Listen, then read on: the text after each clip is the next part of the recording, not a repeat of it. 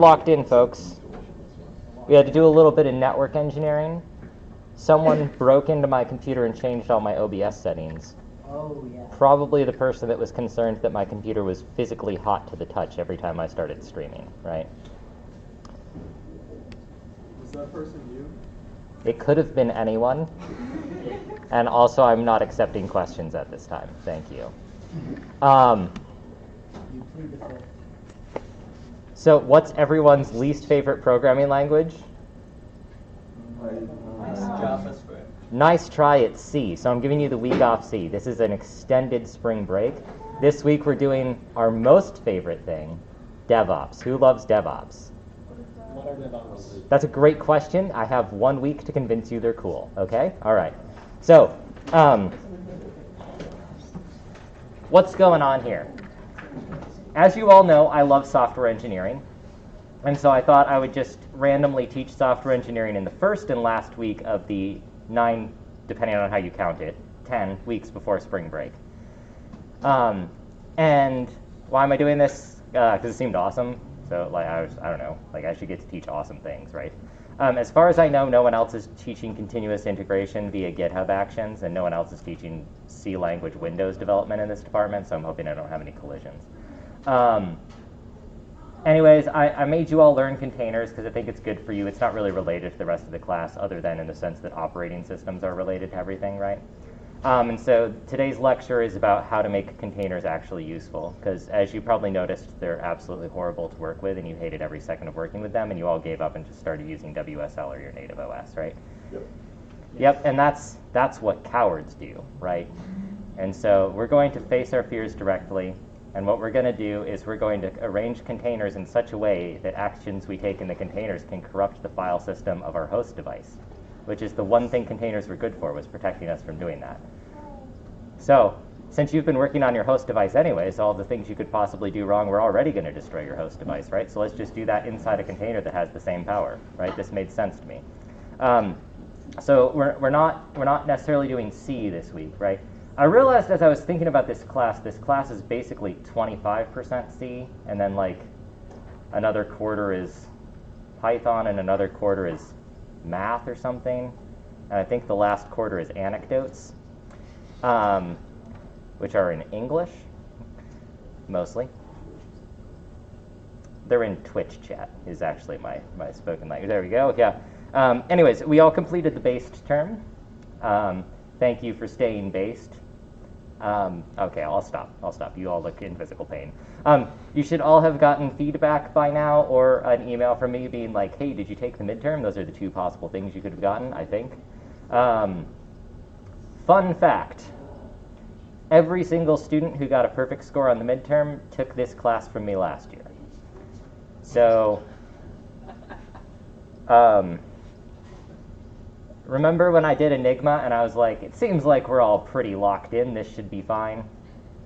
Turns out there was a variable that I did not include in my framework, and that was, have you already taken this class? So it is possible this class is too hard, and I apologize for nothing. It is true, I just noted that the current outstanding homework assignment is literally impossible. But it would be really cool if it weren't, right? Did any of you notice for sure it was impossible? Right, so I found out it was impossible before most of you, right? So I should get some credit for that, right? Well, I mean, I suspected it was impossible, but I finally took the performance characterizations over the weekend, and I was like, oh, this is more impossible than I thought, yeah. I understand this may be a can of worms, but why is it so impossible, and how do people do it in a way? Like, if it's impossible, how is it used? Great, how do they yeah. solve this? No problem. So we do not make performance considerations in 496T, and we pass everything around in collections of 496T bytes, or bits. In order to make this thing fast, you would use exactly the number of bits you need.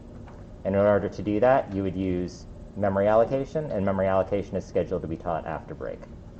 So the underlying technology that enables higher performance solutions, we're going to use to teach data structures after spring break. And there was a little bit of discussion of this in the optional libGMP lecture, right? So libGMP internally, they allow arbitrary size but they always use exactly the minimum size. And my impression from my performance characterization is the calculations are relatively inexpensive, but having very large buffers floating around in computer memory, when you hit some performance, or when you hit some number of bits that you're holding concurrently, you no longer have fast bits for all of the bits you're using. And so we have useless bits in our fast bits, which is causing us to be slow. Fast bits, like quicker to access memory or something like that? Yeah, Okay. right. So in a modern, trying to think if I can pull up a visual for this, and I probably can't. So in a modern CPU, there is a memory hierarchy that begins at the caches, which are physically co-located on the chip, and then it goes out to RAM, and then it goes out to solid-state drive. Now, the caches have 3 different tiers, usually called L1, L2, and L3, and usually L1 is split between instruction and data, whatever it's called, memory, and then L2 and L3 are correspondingly bigger and slower memories, right? So if you're always using 4096 bits, probably that fits like only in L3 or something, because when you're doing the division, you need 4 of them, which means you're passing around 16 kilobytes, which is like a large amount of information. Now, what this means is that in my prime generation code, when I divide 5 by 3, I need 16,000 bits, which is a lot of bits, right? And so my assumption is that when I divide 6 by 3, and it's expensive, it's because I'm using 16,000 bits, not because dividing 6 by 3 is expensive, right? Did I check this? No, but it's the only thing it could possibly be, right? If we actually had to conduct an experiment, it'd be quite simple. We'd find 2 different machines with different memories, and we'd change the size of the 4096 library to be 512, 124, and so on bits, and we'd see if the performance is different, and it would be. And then we would do some form of regression over the different performance characteristics and figure out where the fallout points are. One of the assignments I had in my undergraduate systems class was figure out how big the caches are in your computer, which you do by just doing increasingly large matrix multiplications and seeing when it slows down. So we could do that same technique here. Many of you will realize that the 496-bit things are basically 1D matrices, right? We're essentially treating them as matrices, right? So we've been covertly doing linear algebra the whole time, for which I will also not apologize. Do you all know what a linear combination is? Yeah. I can, if I think about it, I can figure it out, but it's not. I haven't like internalized it. Okay. Definitely. I used the term linear combination in Portland, and they looked like I was speaking a different language, which is unusual because I say pretty crazy things in class, right? So anyways, the numbers we're working with, right, are linear combinations of powers of 2 to the 64. And it's not unreasonable to say that that's a feature vector and do machine learning over it or something like that, right? You would never do this, but... anyways, big RSA, which is impossible, is due on the 31st of March. That can't be right. Is it due on the 31st of March? It's due on like Yeah, I made that up, right? the like 3rd of April. It's due on the 3rd of April, and it's impossible. I don't know what I want you to do, because it's so cool. So I want you to do it, but it is impossible. I suspected it was impossible. I did start working on it like in October to see if I could do it, right? Who loves Microsoft Windows? Yeah. Yeah, we love Microsoft Windows. I think I'm not ashamed. I think I can say a completely uncontroversial statement. Every single person who's ever lived's favorite operating system is specifically Windows XP Service Pack 2, right? We can all agree on that? Okay. And if that weren't true, then someone would have spoken out against me, which no one did, right? So it must be true. So today we're going to learn a little bit about the file system. And the file system, unfortunately, exists on Windows as well as on Linux, right? Because our hope was that we would be forced by the file system to use Linux. But unfortunately, Bill Gates yoinked that one, right? Has science gone too far? Yes, it has. We should stop doing science and start doing something else. I was looking up Ada Lovelace today, and I think, what she called it? She called it poetic engineering or something instead of computer science. That's great. Lock that in. We should do that, right? There's languages, right? We're writing a language. That's poetry. Okay. Can I hear it for iambic pentameter? Yeah, right? Yeah. But soft what light through yonder window breaks, right? We got some symbolic linkages. So has anyone ever put a shortcut on their desktop? Yeah, right? Don't do that. That's an irresponsible way to sort your file system. Has anyone ever made a recursive file system structure that had infinitely nested files in it, where you just had a folder inside? Yeah, there we go. Yes, yeah, that's what I use it for, and so you should do that. Right? That's bad, so it's encouraged. And then we're going to make containers actually usable today. Here is an email from my project manager, and it's about Microsoft Teams. Microsoft Teams, the thing that is Microsoft made. And so I asked an AI, I don't remember if this is OpenAI or Gemini, and it is actually illegal to run Microsoft Teams on Linux. I think, what does this say? The authorities might be knocking on your door any minute now. And those authorities, that's Linus Torvalds will be knocking on your door, being like, excuse me, what are you doing on my Linux kernel that I created just so you don't have to use Microsoft products? This is a true story. As you all know, the AIs are never wrong. It was very clear exactly what the AIs could not quite exactly do on the base 85 midterm. I hope you all learned something from that. They can get you pretty close, though, which is that this is, in fact, a major offense. It is, in fact, offensive to run Microsoft Teams on Linux. Oh, so here's the entire conversation. It actually violated its own terms of service and deleted itself, and then I had to ask again, which I thought was pretty fun. Sure, I can definitely help with that. Gemini actually kicked me out. I'm pretty sure this is either DeepSeek or OpenAI. So in my life, which I'm assuming is in some ways going to be similar to your future, I'm frequently on a Windows partition, and then someone joins the call and is like, hey, can we deploy that Redis server from Kubernetes? And you're like, well, I'm not really going to do that on Windows, right? So you load up your WSL partition, right? And then you're like, ugh, WSL, it's persistent. I have to keep it organized. I have to manage 2 file systems, and I have 1 brain. This is emotionally and physically exhausting, right?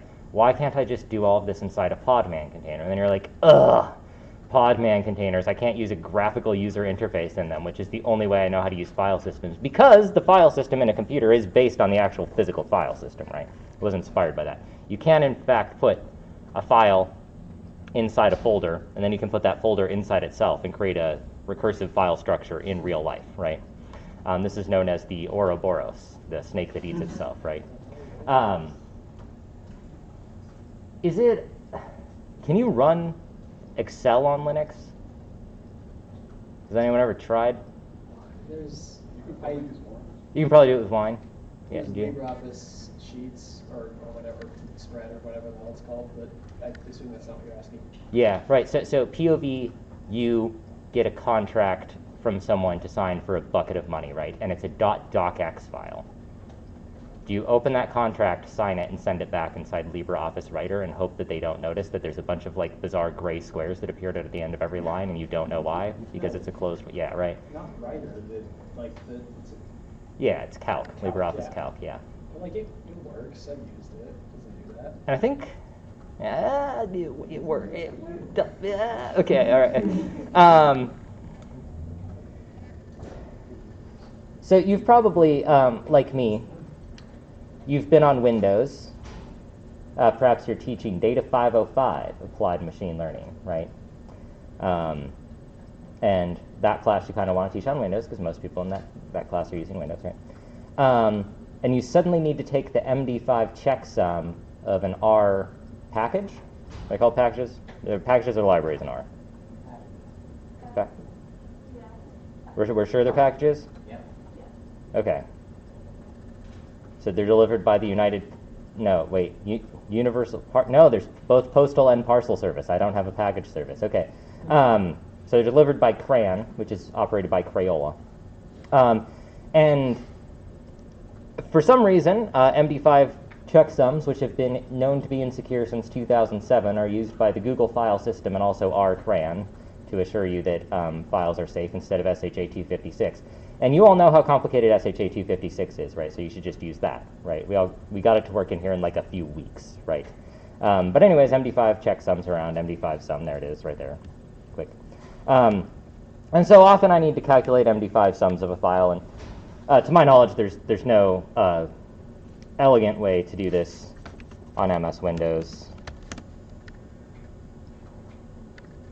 This is get bash, which is on minjiruw. Okay, I've got a pickle file.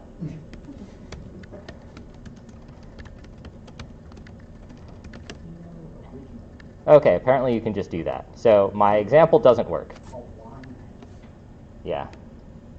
So oftentimes, many of us in the computing space are trying to run various Linux utilities. Oh, I bet I don't have sed. Can I sed? Can I awk?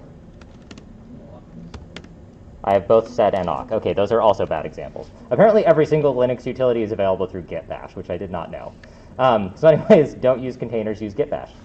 Class over. Anyways, here's an example of a workflow that I might want to do. I vim mywork.c. Do we have vim on Windows?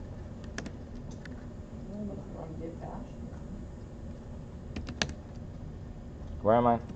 Okay, there's the pickle file. Try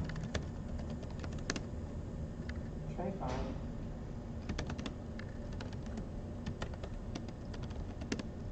Okay, sorry, what did you say to try? Just the Wait, how do I change back to PowerShell?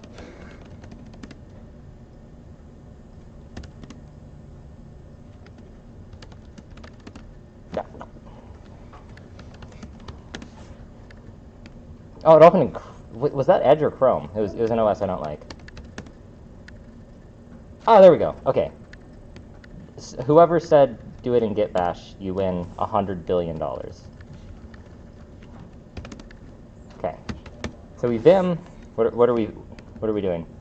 You all know vim is short for Vimothy, right? Have I done that one before? Yes. That's a recurring bit. I try not to recycle my bits that much, but some of them are really funny. Thank you. All right, no teeth. Okay, so we're going to vim mywork.c. Okay, what are we going to put in here? I don't know. Why did I capitalize S? We'll just do our boilerplate. Print, hi, it's me, Windows 98. Last good Windows operating system. Okay. Just kidding, it was worse than 95. Okay. Then we can save that, and exit probably. Cat, my work. Really? My space doc? Okay. Okay. And then I don't actually have a Podman testing script around here, but I could probably find one, right? So let's go to, why'd I go here?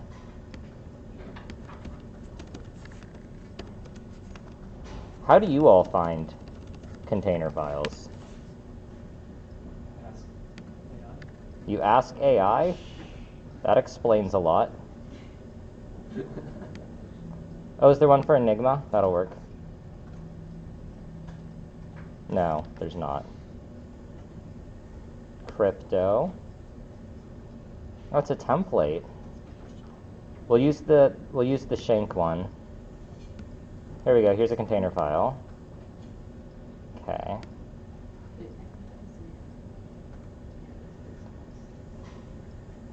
And then we need to copy the raw file. Copy link.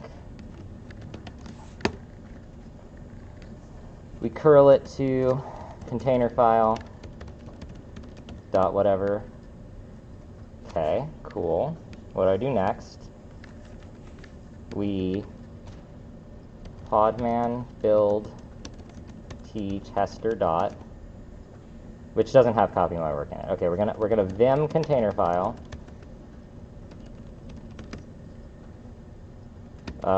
Let's see, we're gonna say from. Wait, why is this container file empty? Did I not just get a good container file?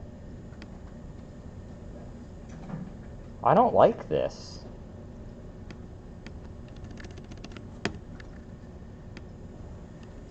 What's going on here? Were you pasting your buffer line instead of your clipboard? I don't know. I don't know what I did, and it was a long time ago. Did I paste my buffer line instead of my clipboard? I would guess so. 'Cause That's- the default behavior of Vim, I think. That does seem like what I would do. What are we copying instead? My work.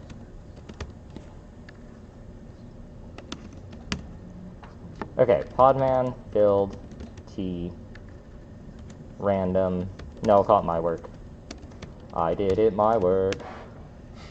Podman command not found. Not to worry, I have a plan. Right? We got what is our plan? We're gonna switch command lines. Is this command line in the same place? That's let's see. Users Asus, podman, build, t, my work, dot. And that doesn't work because podman is not recognized. Wait, do I not have podman on here? That will significantly complicate this example. Not to worry, I have a plan. We'll switch to Linux, but not tell anyone. We're going to be very secretive about this. Okay.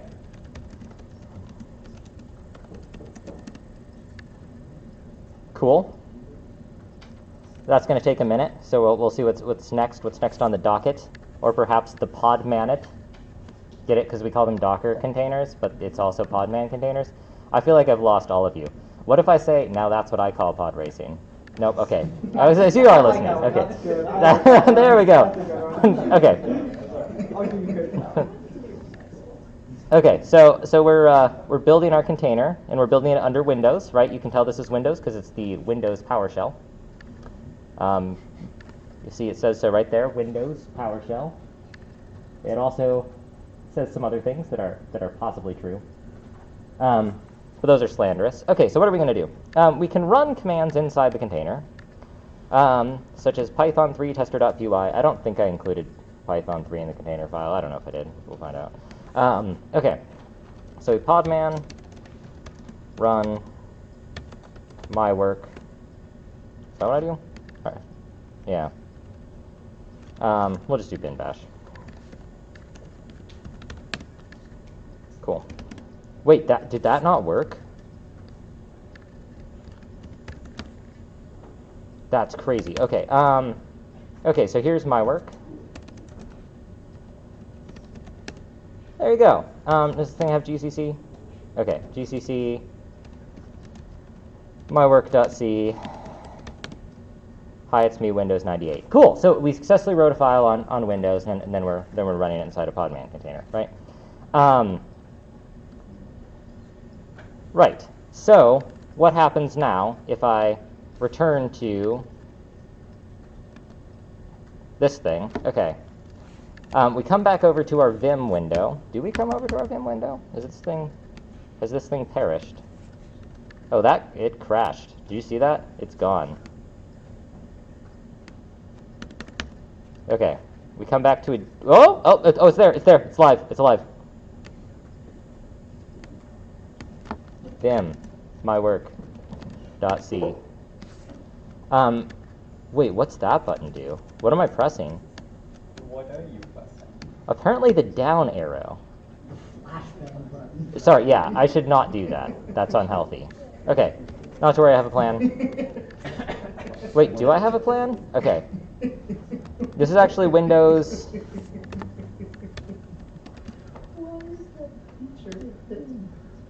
What version of Windows is this? This is 11? Yeah, that's Windows 11. Why should I trust all of you? You don't know Windows. You're okay. So it's a Windows 11 Pro. You were all close. Okay.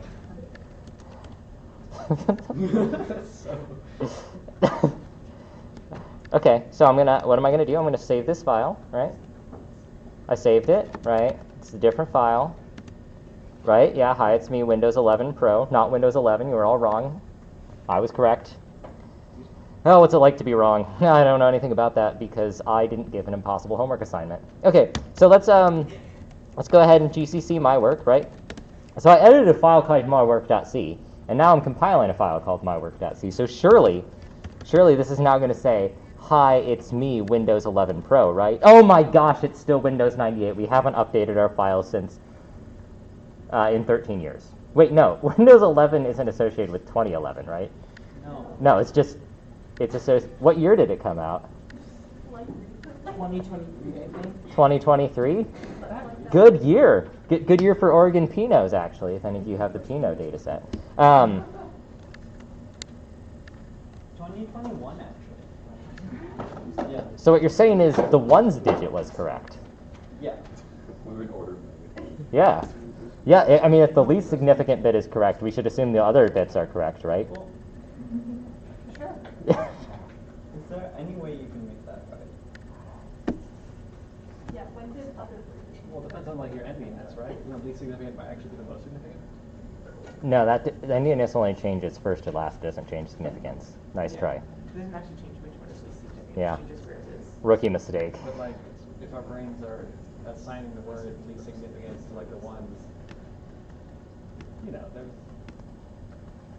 I don't know if the first or last bit agrees, but I do know that the least significant bit agrees. I'm not backing down on this one. I'm pretty sure I'm correct. I've never been wrong before. Okay, so what should we do about this? This looks like a disaster, right? This is humiliating. This is embarrassing. If you were teaching this in front of a class, everyone would be making fun of you, right? Not to worry. We found something. It's called bind mounts, right? So bind mounts. I was gonna say that. Oh, were you? Yeah. You were gonna say volumes. I mean, I did that for like most of them. You did? Did you like it? It was better than what you said to do. That's true. Well, I do think this is better than what I said to do. But in fact, this is what I'm saying to do now. And future Calvin is usually incrementally more correct than past Calvin. So, anyways, I didn't know where to put this in the class, and so I decided to put it now after the midterm. This is the way that I think you should use containers for development. I do still think you should use containers for development. Why? Because you're going to use a bunch of different libraries during development, right? So you're going to probably use the apt package manager in Ubuntu to install libgmp, right? You probably don't necessarily want libgmp to live on your host system, right? You probably want that packaged up inside it, not a container, right, but an image. And then you pull down copies of that image as containers whenever you need to do development with large precision integers. But you don't just have that floating around taking up all of those precious bits and bytes that we love so dearly the rest of the time, right? So I think you should still want to do that, and I think the way you want to do that interfaces with your existing file system so you're not maintaining the file system inside a container is with bind mounts. I'm just going to read this out loud. When you use a bind mount, a file or directory on the host machine is mounted from the host into a container. By contrast, when you, we don't care about volumes. Let's step through the process. I made a container image that I'm relatively happy with. That's not true. That's never been true. I've never been happy. Yes, what's your question? What does it mean if the thing is mounted? So this actually comes back to the historical definition of like you just plugging in a piece of hardware to your device. Okay. So what we're imagining is that we're taking something from our computer, we'll call it perhaps the host, right? And we're imagining that we're plugging in, not the hard drive, but a folder from the host into a port that is available on the virtual machine that is modeled by the container. So we're plugging in a folder. Yeah, it's like a USB drive, right? Okay, yeah. And it's a, I don't really believe in doing things physically anymore now that the cloud exists, right? But the metaphors persist. So all of the technologies that describe how you would plug a USB drive into a container are the same as if we plug a folder from our host device into the container. My understanding is that you can, in fact, plug a USB drive into a container and your computer will explode unless it's on Fedora, because Fedora has some magic that allows it to actually handle this. Okay, so I've made a container image I'm relatively happy with. I saved this in a container file. That should be capitalized. I build it and have it live under the local podman images container repository. Do I? Where's my podman images container repository? I bet it's somewhere. Podman images. There it is, my work. Wow, I have great names. There's initer. I have no idea what that stands for, right? There's Python, that one's not me, that's from Docker. There's Alpine 2, right? Because I already had Alpine, right? Yeah? These are all fun. It's just so crazy they all happen to coincidentally be 6 letters long. Anyways, you can also push images to GHCR. Who knows what GHCR stands for? I think that is what it stands for. Glasgow Haskell compiler. I like that. The Glasgow-Haskell compiler. Did you say registry or you said repository? Yes, right. So why is it not a repository? Because it doesn't register differences in source code. It stores artifacts, not documents. And so it's the same as the registry in your operating system, which holds on to executables, right? So not things that are dynamic and changing. Basically, I'm going to see how many windows we have left in this class to teach DevOps, and the next scheduled window is for GHCR, but I don't know if that window exists. Okay, so let's create a container image. We don't need to do that. We already have a container image. Oh yeah. Oh, we'll do an A style aside, right? Who loves A style? Apt install A style. Cool, it's working, it's working. Okay, so, I don't have Vim, do I? A style is cool. Cat, my work. Do I have A style here? Okay. So if I A style mywork.c, it doesn't change anything because that wasn't awful. But if I vim mywork.c, and like, I don't know, I just put in like a bunch of tabs here. Capital J. Wait, what should I do? Capital J. Where do you want a capital J? In normal mode. In normal mode? Yeah. Just put everything the same way. Oh, real? That's cool. This is probably fine, right? Yeah. Okay. So this looks bad, I think, right? And you do colon, exclamation mark. I exited Vim already. No. Okay, so that's a go, right? That's not serving face, maybe? I don't know. Okay. That's probably as close as I should get. I think that's as close as I should get, right? There's a variety of words that I am continuously realizing I should not use in public. And they're all fun words. Okay, so that's mywork.c. We can style it. Boom, and now it's stylish, right? And so a style's not perfect because it kept all this annoying white space here, but you know, it lined up a bunch of things, right? So a style is, it's a good way to get your C code to look better automatically. I'm telling you about a style because I do not want you to be struggling with just Vim and not using automatic tools for things you can do automatically. So a style is something you can put in your containers.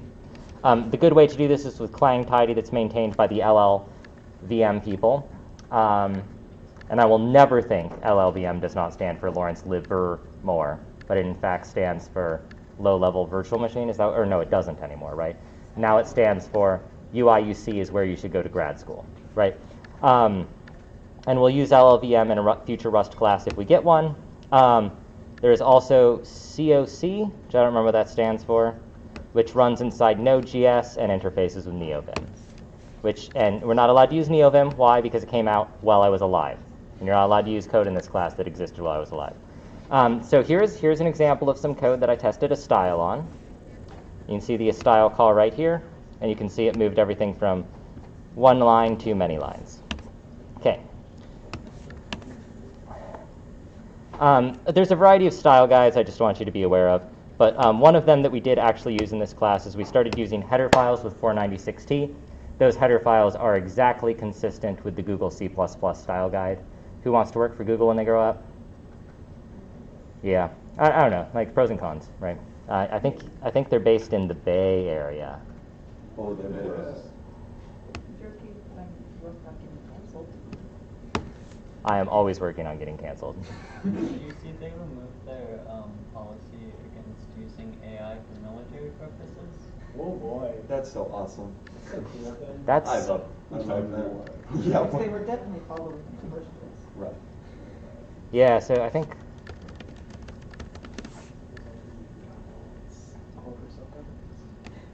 Oh, this that- was the first one I was aware of, and like everyone I knew at Google quit over this.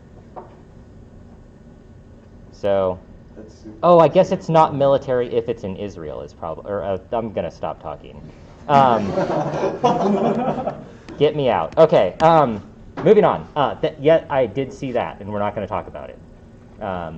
Every once in a while, someone picks up the phone and is like, Calvin, here's the words not to say while your stream is on. And it's like a lot of words, right? And it's most of the words I want to say. Okay, whatever, blah, blah, blah, containers. You all know about containers. Wait, is that how you spell transient? That looks wrong. Because as we know, it can't be beautiful unless it's transient. What? That's correct? Is the language wrong? Let's also not translate it to Arabic right now. Let's, let's do Esperanto. No one can get mad at us for that. Hasima. Okay. Yeah, right, Esperanto. Okay, so we've been podman run dash it, which stands for interactive terminal, and then we do a command, right? Remember that? Here, I'll refresh our memories. Will I?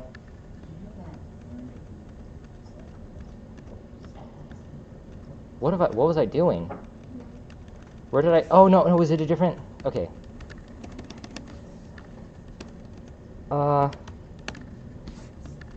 Right. Okay, so I podman run it. The name of interactive terminal. The name of the image, not the container. The name of the description of the container, which is described by an image. This image is a series of commands in a container file, right? And then the name of the executable, right? So this is my full end-to-end podman get me inside podman command, right? This is how I get into the matrix, right? So I enter the matrix, right? And these are different, distinct containers that have many of the same properties, right? So a distinct container, and I can podman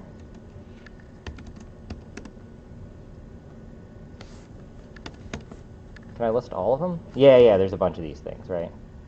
So I was running a server, I was running some Python and Alpine, I was running some bin bash, I was running some bin right? You do this one when you want to silence the haters, and you do this one when you want to bash back, right? So that's two good things. Okay, so here is a more complicated command you can use that has additional features, many of which are highly desirable for your general purposes, right? And so an example of a feature that is desirable for your general purposes is synchronizing file systems within and out externally to a podman container, right?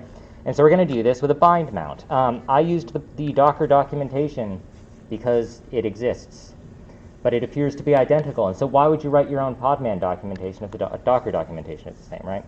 So this is the two recommended ways to do things. And by recommended, I mean volumes are not recommended anymore. They used to be recommended at some point in the past. The technology has moved beyond them. And volumes are still around. They're still useful, especially on cloud, right? But on host systems, we would tend not to use them. Let's talk through this. So you've previously seen a flag command. You've seen -it, which stands for interactive terminal. The interactive terminal controls how the container behaves when it wakes up for the first time. Mount is going to do the same thing when the container wakes up for the first time. It is going to pretend that something has happened to it, and that thing that happened to it has a type. The type is bind. We are binding something from our external file system to our internal file system, the file system on the host device to the file system within the container, right? Why is this called bind? I don't know, right? It has to be called something. So mount, bind, all of these words are similar. When we do a bind mount, we must specify some source location.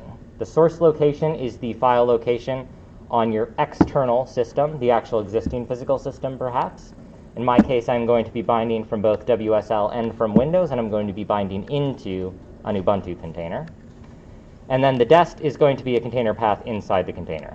So that is going to be where we look inside the container file system to refer to the corresponding files in the host file system. These things have to be correct paths, and I'm just going to pretend we all know what paths are, and I think some of us are locked in on paths, and some of us are like a little bit new to paths, and there's no wrong way to interact with paths, right? A path is a URL on your computer, right? In general, mount is preferred, blah, blah, blah. Don't trust code other people wrote. Boo. Okay. Can I get some boos for other people? Bunch of misanthropes or whatever you are. Okay, so what's this do? We're going to take the local directory ... Let's see what that is. Okay, so we've got, this is our current directory. We're actually mounted inside the Linux file system, which is ludicrously confusing. That's okay. And we can also echo things that are at a higher level.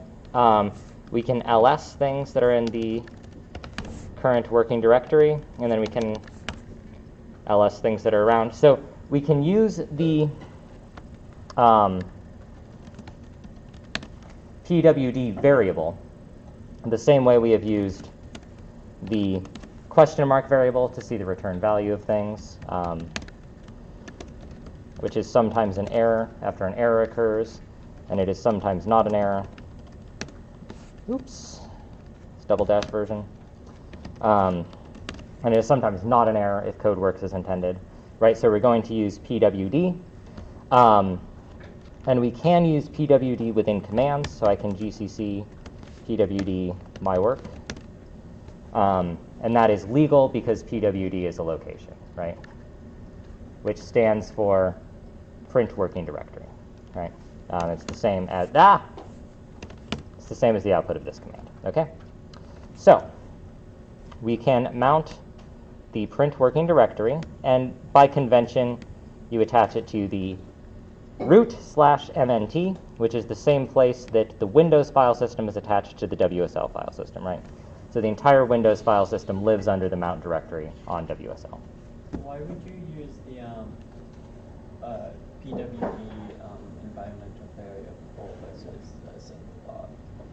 Versus a what, sorry? Single dot to reference the current directory. Oh no, we should try it.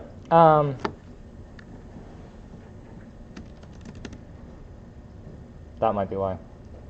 Well, Let's see if we can put a dot in there. I don't know if I can. Can I copy paste this? Yeah. Okay. We have to use my work. And we're going to put a single dot here. That looks terrible. To get the same thing, yeah. But we're trying to mount the current directory. Okay. And so now we're going to podman run last.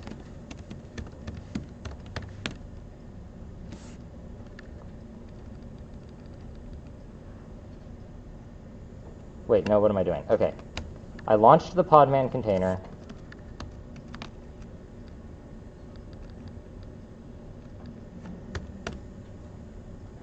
Oh, why is it not letting me join? Okay.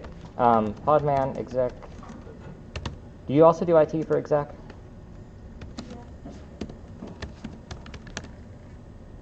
Okay, we can get into it. Okay. I'm currently living inside a container.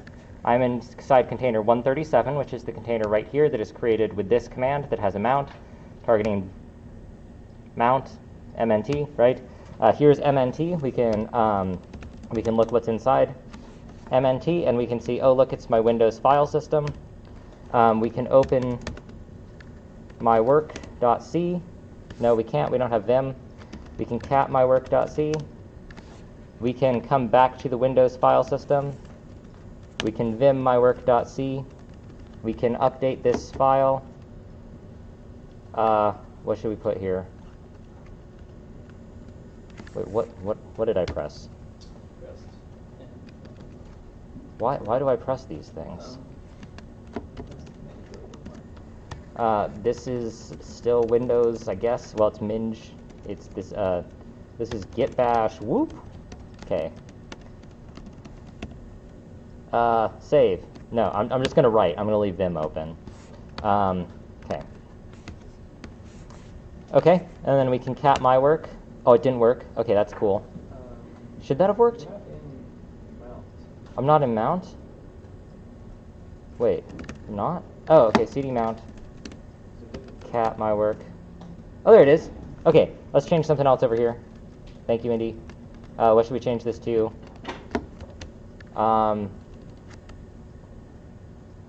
What's everyone's favorite word? It's blimp. I always forgot everyone has the same favorite word. It's 5 letters. It is 5 letters. Yeah, for Wordle. It's a Wordle word. Okay.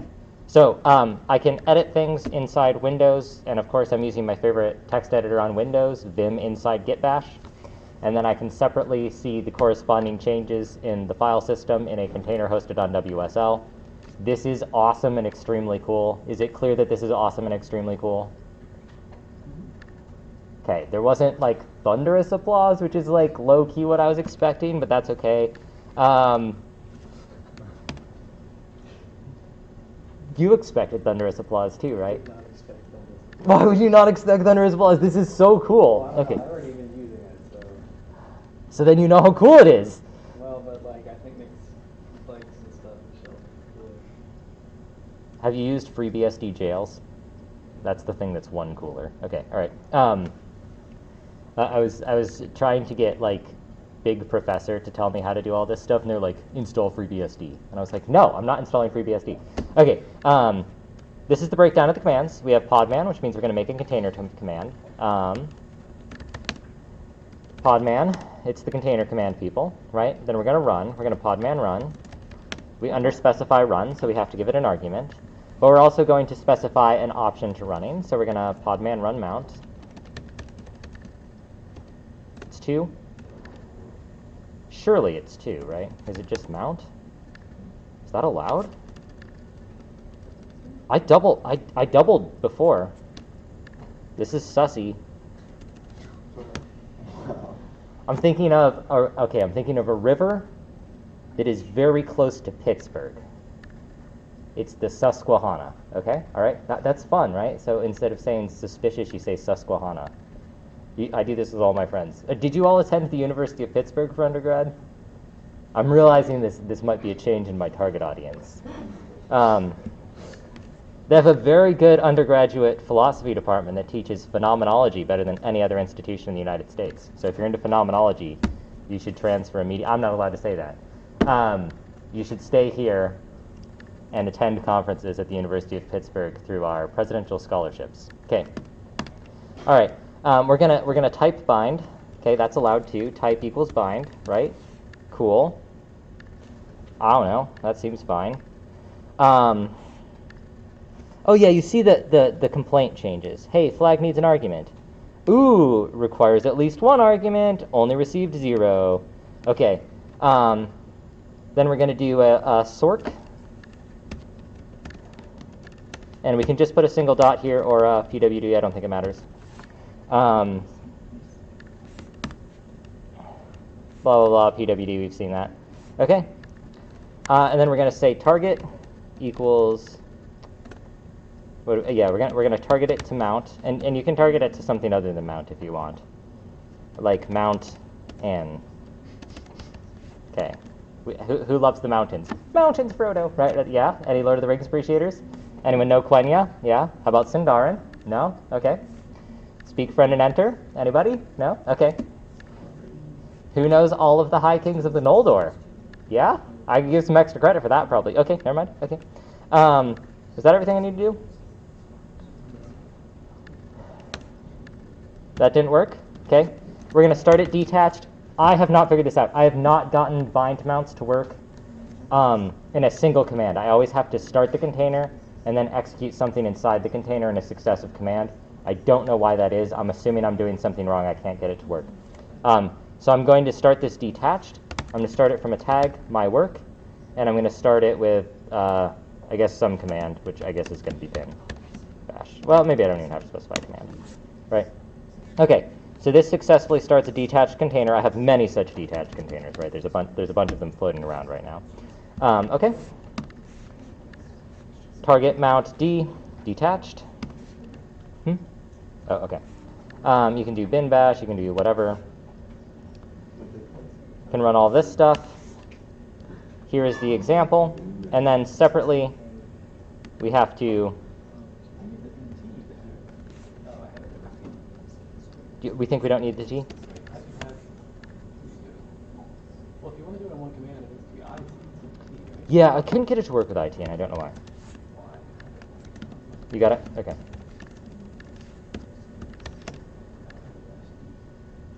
Oh, yeah, I need to take out the D if I'm doing a single command. Okay, cool. Yeah, so then the deviation is get rid of this. Oh, no, you can't do it in a single command on Windows for some reason. Because the file system's desync. Well, the point of this is to do things the hard way, which is doing them on Windows, right? Right, okay. So anyways, start it detached if you need to, otherwise just use IT and it works the same as any other command, right? So let's see that again. Podman run mount type bind source pwd or dot, right? I think I can change that to dot. Let's verify. Does anyone remember if mount in has to be inside quotes? Okay.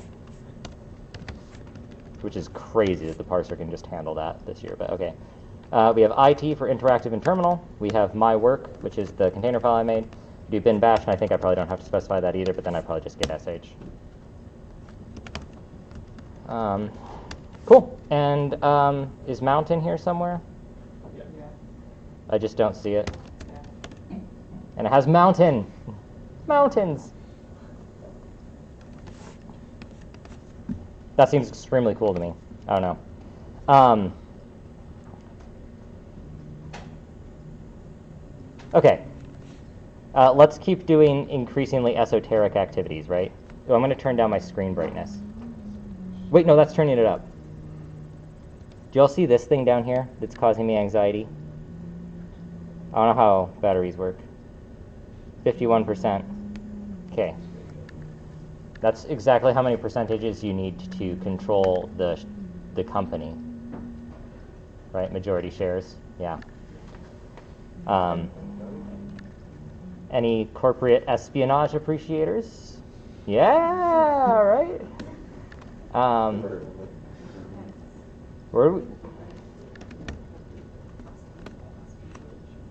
Okay, so let's do things inside and outside of a container at the same time. Why not?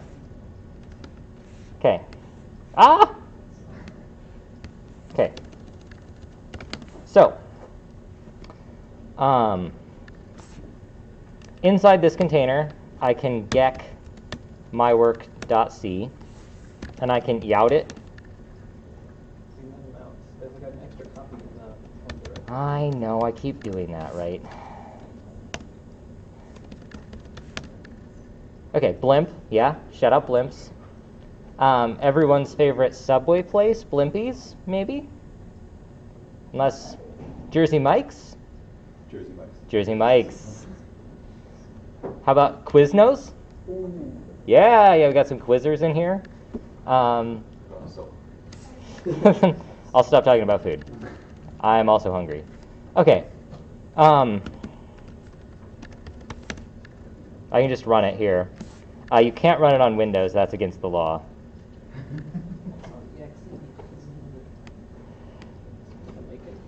Wait, which file location are we in on Windows? We're in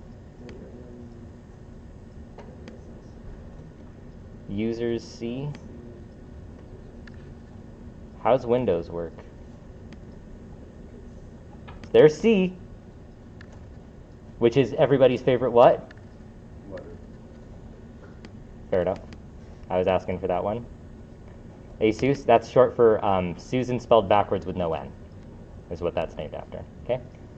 And why did I use this folder? Look! I bet this runs directly on Windows. Oh, it doesn't. Okay. Does it run in Opera?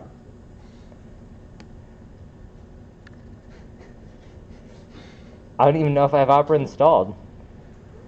That looks like a no. Okay. Wow, Oh! just download the Man. It just Okay. downloaded it. Does that mean there's a copy in downloads? Yeah, probably. Nice. Wait, where's it going? Still back. I don't know where back is. Left, use the arrow to point to the left. Okay. Anyways, there's a ayut. Oh, Jesus, he flagged connected like in the exe or something. I don't know. Look it up. What else are you doing? I think you need to use MVCC, which only works for C++. So I think I can't run ayut, but maybe I can. Ooh, executable format error. But that's okay, because even if there's executable format errors, what can we do? We can run it inside a container, right? Okay, so we can podman run mount in, wait, is it mountain? Is it in mountain? Yes, it's in mountain. Well, let's do this. Dang it. Or no, it's podman exec l. That didn't work. Is this working? Okay, right. So what's going on here? It's on that side of the screen. Podman exec. So I'm executing something. I'm doing it in the last container I used with the L flag, and I'm LSing the contents of mountain. But I can do other things inside that podman container. Like I can, for example, gec mywork.c. That's completely allowed. It's a little bit slow. And we can also ayut. So I can run executables inside podman and see the results in the external file system, which is super duper cool. And if you have podman installed on your computer, which I do. Wait, do I have Docker? No! Okay. I don't have Docker or pod. Did I not do podman in this class? Definitely did. I definitely did, right? Yeah. Well, I definitely did it in the subsystem, right? But I thought I did it in the not subsystem. Laptop or something? Who knows what I did? I'm such a silly goose. I don't even have WinGit, I don't think. Oh, okay, can be downloaded from the GitHub release page. GitHub release page? GitHub release page? Is it a .exe? It's a .exe. Surely that's what I'm supposed to run, right? Okay, it's running. It's downloading. The download is running. The browser is running the download. Oh, it's zero. It's opening file. Hold on. What else do we have to do? That whole thing was happening in Edge. Okay. Compile within container. Execute. Run it. Okay. Did I do something? Wait, is something important happening? Oh, install. Yeah. Wait, you can use Hyper-V? That's actually kind of cool. I'm not going to use it. Yes.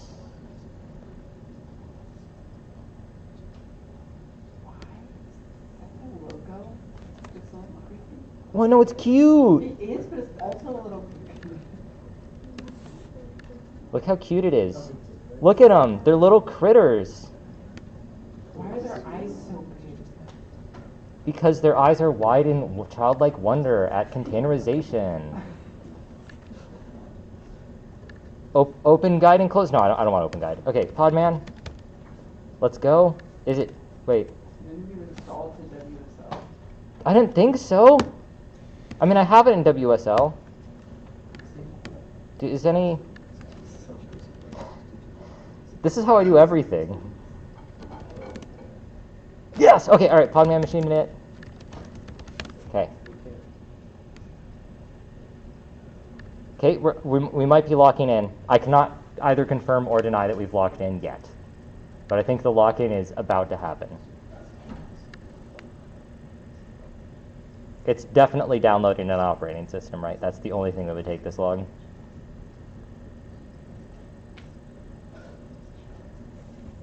What else do we have going on today? Oh, we all love MS Windows? That's true. Okay. Look, Windows is more popular than Linux. What's with that regular fluctuation? Oh, it's seasonal. Yeah, Windows is seasonal. Well, so Windows spikes every time a patch comes out in World of Warcraft, and people don't have it on Wine yet. Wait. No, that's not real. Don't listen to me. What is the actual reason? I mean, it was like spiking in like August, which means that people are laptop is cool. Like, it's spiking like right now. People are getting Okay, well, we can kind of see. Okay, so there's a spike in July, and then there's a trough in December. like June, January. It's spiking when people are touching grass. When everyone's outside, there's fewer windows. Time to renew your Windows license. Oh, it's the search for window. What's with all this light in here? What could be causing this? But it's really fine. Hold on. There's Google Microsoft help. Windows. What is a window? Oh, that's even worse for our heroes. No, wait. Though actually, that suggests they're closing the That gap. makes way more sense. Okay,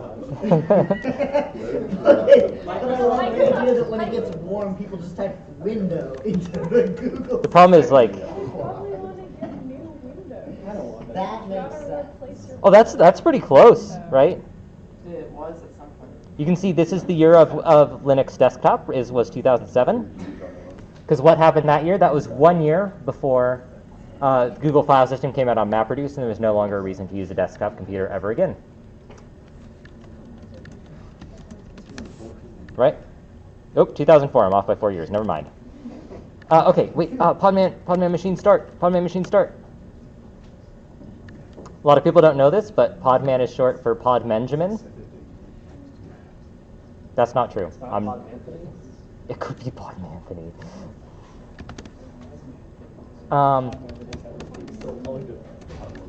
It's Windows. How does this work? Okay, we're going to build. Wait, first of all, we're going to see if is there a container file? No? Okay, that looks fine, right? I kind of want to lose that last line, and I don't have Vim, so we're just going to come over here to my Vim window.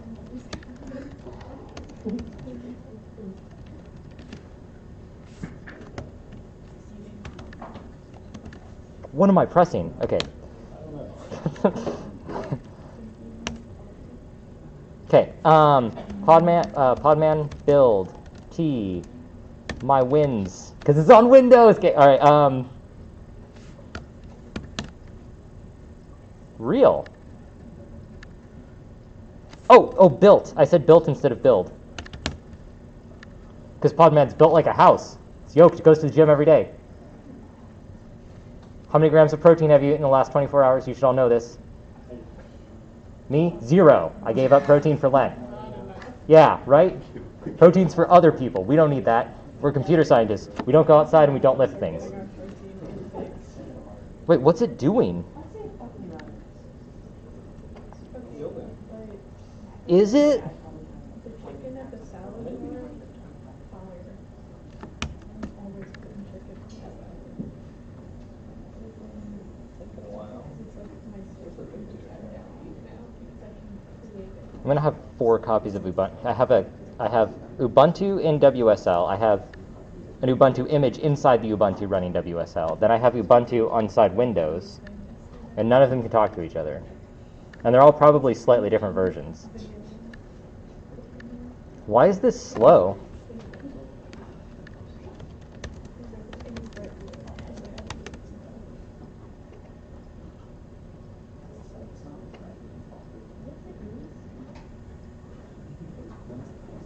Wait.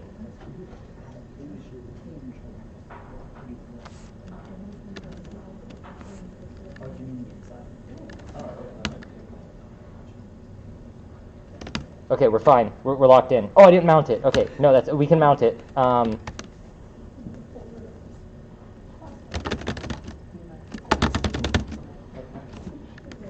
We'll open another window. Okay, Podman, run, T, Alpine. No, what are we doing? We're doing mount.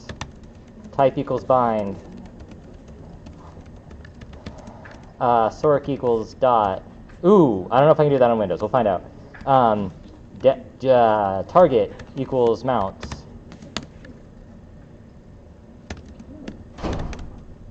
Slay. Okay, cat, are you? Can I run it? I doubt I can run an Alpine. Real? Oh, it's in mount.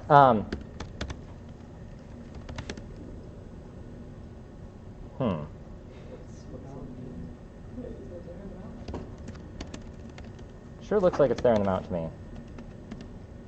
It's there. Oh, I need to... No. Command not found.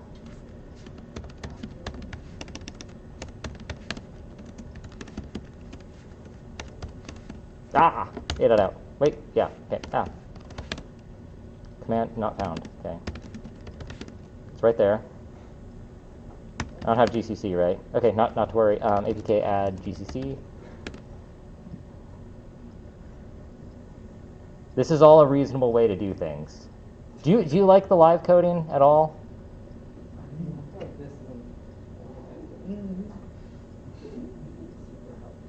This feels extremely helpful to me. Okay, GCC mywork.c. APK add core utils. Build essentials. Is it build essential or build essentials?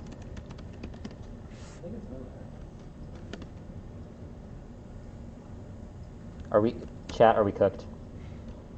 In general, it's like. Is this bad? Is this done? Oh, oh, oh! That looks bad. libc dev. I heard libc dev.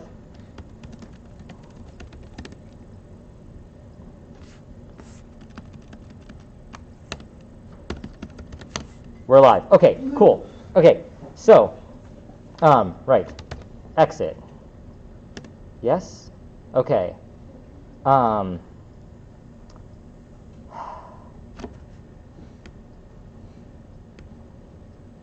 thought I opened it. Right, okay. So here's the thing on the Windows file system. We're going to change blimp to a 6-letter word, which is sixlet. Okay, I saved that file. I can podman exec l gcc mount mywork.c. Oh, I can't do L. Okay, that's fine, because I think I can't do that on Windows. I can do podman piece, see the name of the last one. I can podman exec 27 gcc mount.work. Let's see. That one is not the one with GCC in it? Okay. Podman exec IT 27 bin bash bin okay, we're alive. Okay, GCC. This one doesn't have the mount. Okay, so I created a container that's not suitable. Okay, so that's no problem. We can, I can't get out of there. Okay.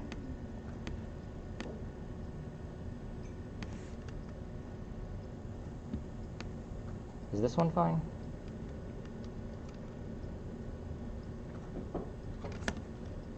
Is that? No, that's the thing that didn't work. Okay.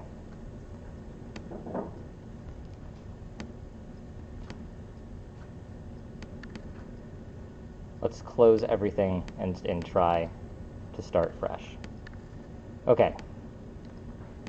Ooh, I have a lot of tabs open. Okay. We're going to make a smaller folder. Wait, I'm on a folder. We'll do it inside Documents. Okay.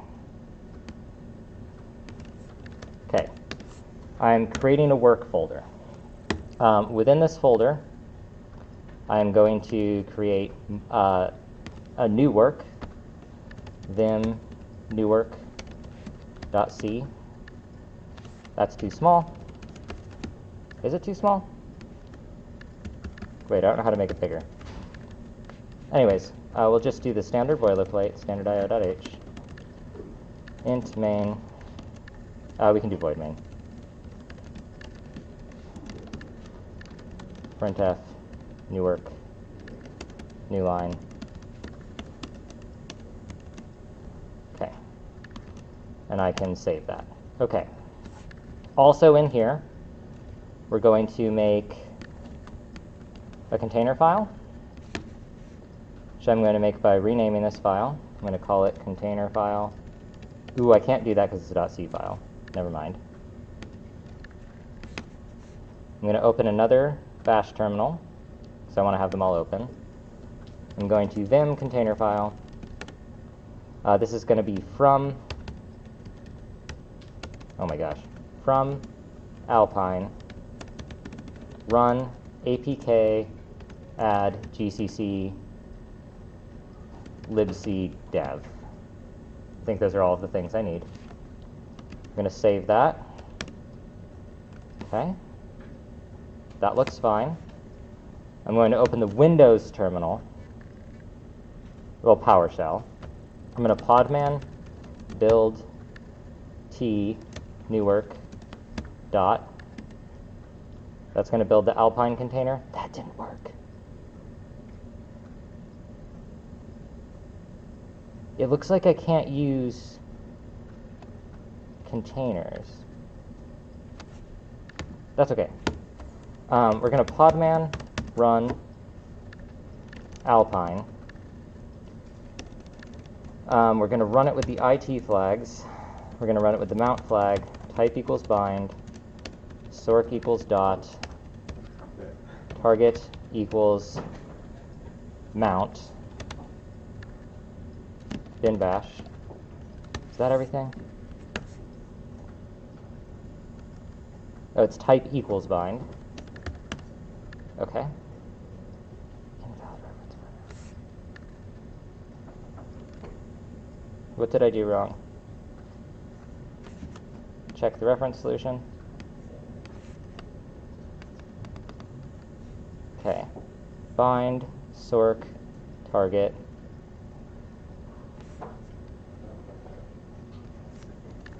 Oh, it's two mount flags. Okay. IT. Bin bash invalid reference format.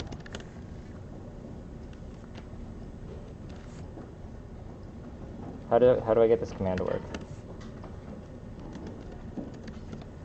Okay.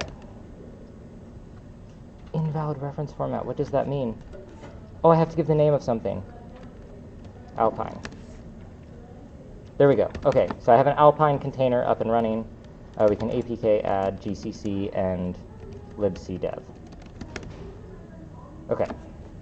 So with all of that ongoing, and I currently have, in my view, 4 windows that I'm thinking about cognitively.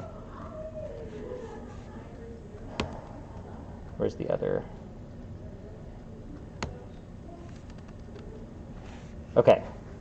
So I am conceptually thinking in all of these places. I have the container file that describes the container I'm using. I have the work file that contains some actionable C code.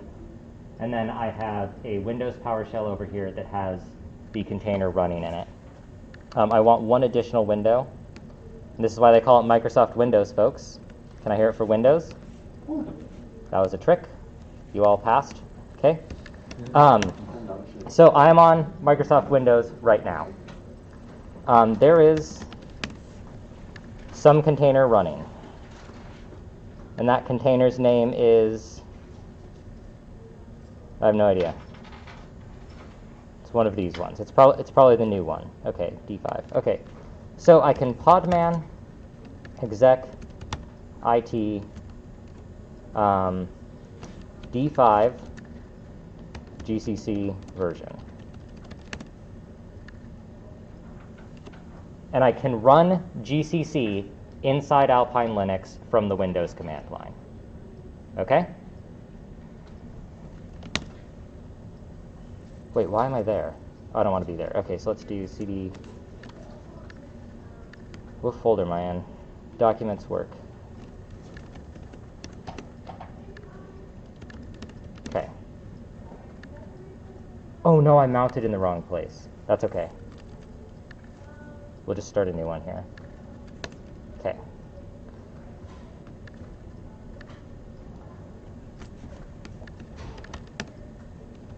Okay, so I have my file system mount here.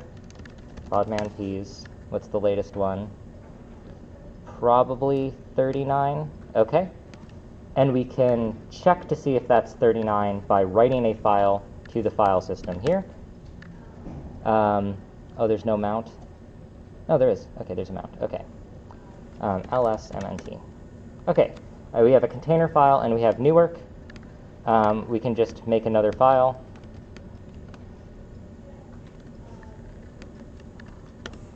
And we can see that that corresponding change is visible inside of the Podman container. And we can also verify it's visible within 39 ls mount. We can also run ls from the Windows file system within the standing container. Okay? What this means is that I can compile ls mount newwork.c. I'm going to specify where I want this output to be. I'm going to specify that I want it in the mount location, and I want it to be called, I don't know, what do I want to call it? New thing dot out. Oh, real? Oh, no such container, that's okay. I have to give the name, and the name is 39. Okay. Attempted to invoke a command that was not round. I thought I had GCC, do I not? Oh, okay. No problem. Oh, it's slow. Okay, apk add libc def. Okay. And then now we can successfully compile. We have our executable that runs right here. We cannot run this on Windows. It doesn't work. Remember, we install it, we download it through Opera, but we can simulate running it on Windows inside the Windows PowerShell using podman exec mount new thing.out, which prints new work. We can modify new work to print something else. Something else. Is that fine? No, I have to do semicolon termination. Do I? I'm not in insert mode. Okay. Semicolon terminate. I can recompile, and I can re-execute and get something else. And this enables an end-to-end GCC workflow to run inside a container through a mounted file system on Microsoft Windows. This is unbelievably cool. This is so cool. It took them forever to get this to work in VS Code, and we can do it without VS Code just using command line. I was unreasonably excited when this happened. It is maybe slightly complicated, but I think this is cool. Yeah. Can you say the thing itself that is cool, like that sentence you said, again and slower? Okay. I can write a C file on any operating system, and I've chosen Windows as the version of the worst operating system to do that. I can run like 3 scripts. So I build the container, basically. I have to install Podman Desktop, right? And then as soon as I do that, the only thing I have to do to get this to run just like a Windows dev device is prefix all of the commands I was going to use anyways with podman exec and the name of the container I made. So I can do all of the functionality of any, well, okay, that's not true. All the functionality of any Linux operating system on any host operating system in any command line. So it's completely generalized and portable. For years, it was impossible to teach systems programming because everyone had a Windows device and didn't want to install Linux and like fail their English class, right? And you just don't have to do it anymore. Now, far be it from me to say that this is not ludicrously annoying, right? Like, I don't think it is easier to do all of this stuff than it is to maintain your own OS, right? But you don't have to anymore. And what this does mean is I could just run it right now on Fedora, and it would only take slightly longer. How long would it even take? However long it takes to download this thing, basically. So, like, I really feel like with the rise of Podman, which I don't know how long ago that was now, sort of, Podman just got to me recently. I was aware people were using Docker forever, and they were using it on remote servers well before they started using it locally. But it just seems like your host OS doesn't matter, and your dev OS doesn't matter, You can decide what OS to use, nested inside of any other ones, and to me, it really feels like the only thing you're deciding now is you're picking a host OS that has NVIDIA drivers, so you can do PyTorch, and then everything else just works. And I literally never thought this would happen, so I'm pretty excited. I thought drive partitions were as good as we were ever going to get. Well, you can just do all kinds of stuff, right? I don't know. Oh, I didn't mount this, but very cool. Does it feel cool? I can appreciate, yeah. Because my only experience with it is the annoyance of getting it to work. I don't have the, like experience. Yeah. But I understand how cool that is. It's cool. Okay. Let's see what else is on the slides. Oh yeah. Can you set the permissions of the mount by the Docker? Yes, and it's complicated for the following reason. I know more about how it works on Linux, but Podman has permissions both inside and outside of the container. The mount has permissions inside and outside of the container, and the external, or the user running Podman has permissions inside and outside of the container. And there's a very specific subset of the combinations of those permissions that are legal, and I don't remember it. And I think there's some reason it doesn't matter related to it being a cloud technology, where it's like the set of permissions that you happen to have when you're running this on Amazon servers just happen to always work. But if you manually accidentally set a permission to anything other than what they expect the default to be, it's difficult to debug. And I don't remember how that all works. You definitely, on paper, you don't want to have permissions for the container to edit the host file system, but in practice, you also want that functionality. So you somehow want the host to be treated as read-only. But then, I don't know where you put all the files, and you also want to be able to. So one thing I always want to do is you can mount your GitHub credentials to the container, and then you can interface with everything through Git through version control. But that's a little bit harder to set up because I always want the edits made inside my container to persist to the host system when I close the container. But that means that you can accidentally delete root. So I haven't gotten around to that yet. The next thing, if I gave a lab on this, which I'm not going to do, we're going to go straight to GitHub Actions next time, but if I gave a lab on this, it would be connect your Git credentials into a container and run that every time. Okay. The last thing, the last 5 minutes we'll take is, well, let me show you this. GitHub CD, C89, crypto. I called this Podman. And what I have here is I have a container file. This is the container file I could have used today. I have a .sh file. This .sh file is intended to be used within this repository. So if you run this shell command inside this repository, it mounts your crypto repository into the container. So why would you want to do that? Well, this is my dev environment for the class. And then I separately think I have successfully written Windows PowerShell and Windows command line bat scripts to do the same functionality. You can also use PS2. I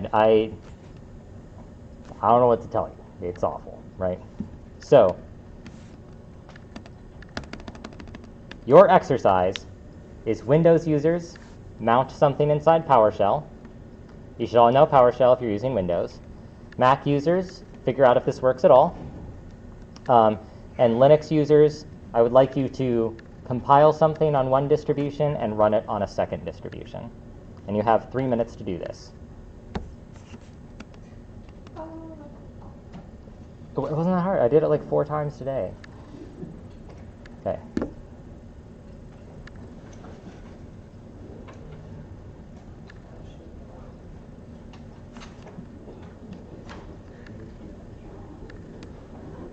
I bet this just works. Do I? what am I doing? Documents, open, terminal. It's git clone? Yeah. I'll never remember the git commands.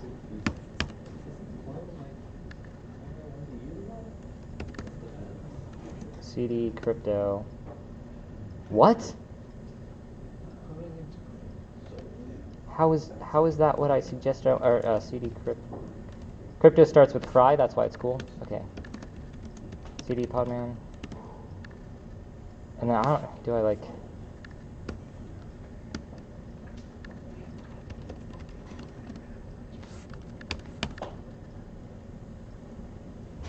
I don't know. That's pretty cool, right? It's doing something, and I think the reason this isn't working is that I don't have something named crypto, because I haven't figured out on my current podman install how to check devices in. But that's okay. We can come over. We can WSL.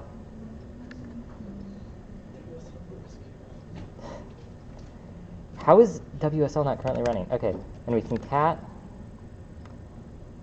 What was it called? Pod.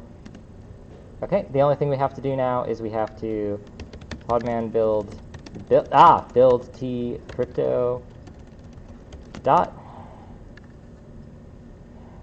This should be fast. Why is this slow? Why is this slow? I have Ubuntu already. How is this slow? Why is it slow? I'm annoyed. I'm on tilt. I'm getting sent to the realm.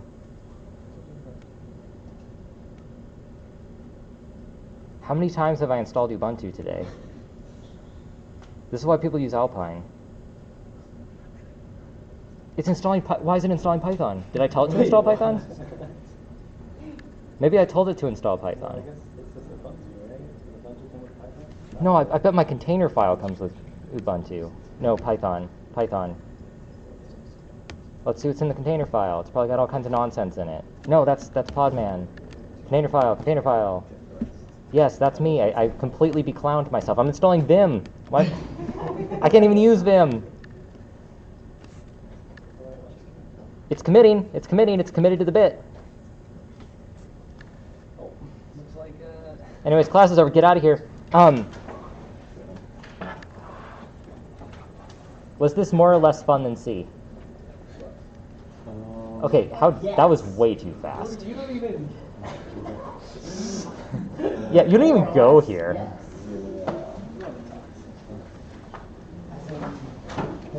As in, This was more.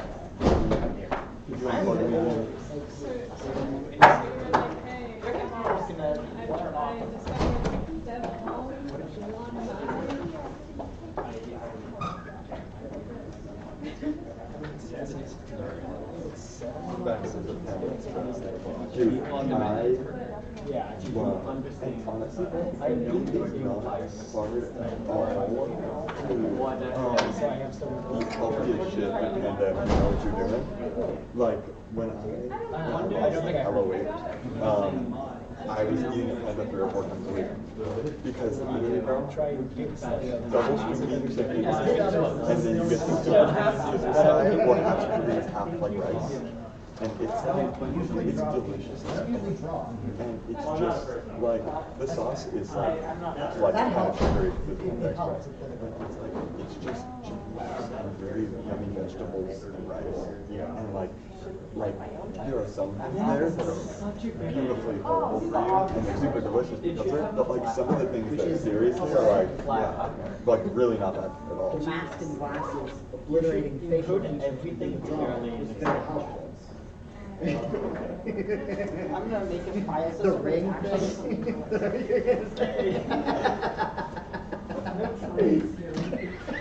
There's beautiful course registration related news.